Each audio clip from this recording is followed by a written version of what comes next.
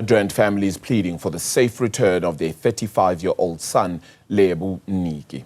Now, CCTV captured him entering Respublica Princeton Village on August the 28th to visit his girlfriend.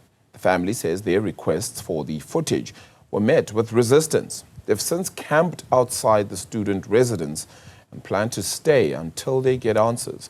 Zola Sholwana is live for us at the scene. Zola, do we have an update, even police officials getting involved perhaps in this one? Where do we stand?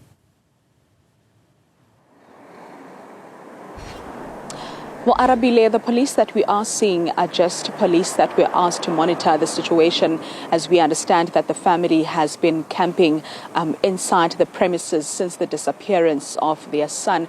But of course, in terms of investigations, we will then find out how far they are. So this family is desperately seeking to be granted access to CCTV footage that will show what happened to their son. We do understand that he was last seen at this institution right behind me, and according to reports, he came here to visit his girlfriend, but there is no footage provided by the institution that actually shows him leaving the premises. Just to take us through circumstances leading to the disappearance of 35-year-old Lebo Mniki, we are joined by his mother. Mama, thank you very much for your time. Maybe you can take us through circumstances around the disappearance of your son. What happened last week? My son Lebo, on the morning of the 29th, I texted my son, good morning, how are you? It was one tick. I texted another one and said, hope you are well. There was no response. Later in the day, because my other younger son that I stay with had gone to work, in the afternoon when he came back, I asked him, when last did you speak to Lebo? He says, hey, I'm still trying to get hold of him, because I spoke to Babalo Kekana, who is the girlfriend. When I spoke to her, she said Lebo came to the residence, and there was an altercation between the two of them. He pointed her with a gun, and he threw his phone in the bin. He took his phone and threw it in the bin. We were concerned. We were calling everybody, calling friends, trying to locate him. We didn't find him. We posted him on social media, thinking if he's ran away or something, he will come up. On the morning, Saturday, we woke up. We decided, let's proceed to his place of residence to check if he's not there hiding. We went to his place. He was not there.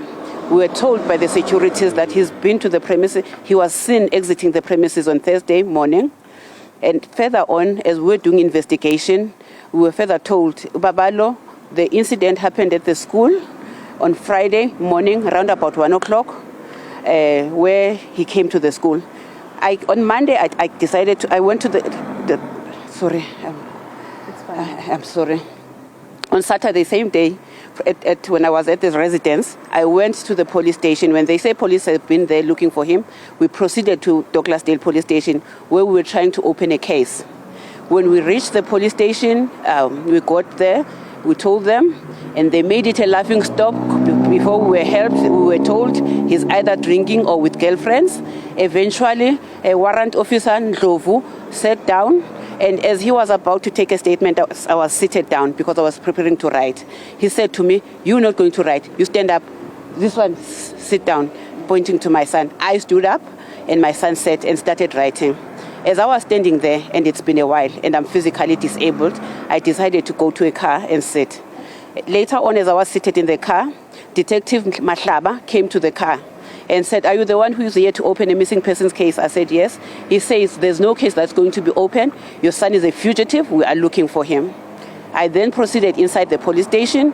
As there were all the officers in the station, they were seated there. I asked them, are you refusing my right to open a case? Yeah. They said, no, that person is a fugitive. There's no case that's going to be open.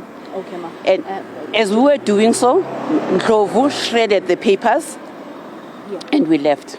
Just to interrupt you there, when they are saying they are looking for your son, he's a fugitive, was it because he had committed a crime? And also, you did mention that there were allegations that he came in with a gun here. What is the security of the institution saying? Because you mentioned that he came with an Uber. Did they not detect that gun before he gained entry? As I came to the school because I was looking for him, as I was told the altercation happened at the premises. I asked, my children came and asked, can you show us the CCTV cameras? The securities themselves admit we can see him. We saw him entering the premises. He came with the Uber and he was refused entry, and then he went away, and then he later came back walking on foot, and they can see him on the camera walking with another person, a student walking through the premises. But we advise you to come back on Monday when the office is open so that you can view the CCTV camera. Then we went home on Saturday. Sunday we woke up, we went to Midrand Police Station where we were helped to open a missing persons report, and we went home. On Monday we decided to come again because we wanted closure. We asked the detective to accompany us here to the school. No, we first came alone here, and we sat with a lady called Lindiwe Musiwa.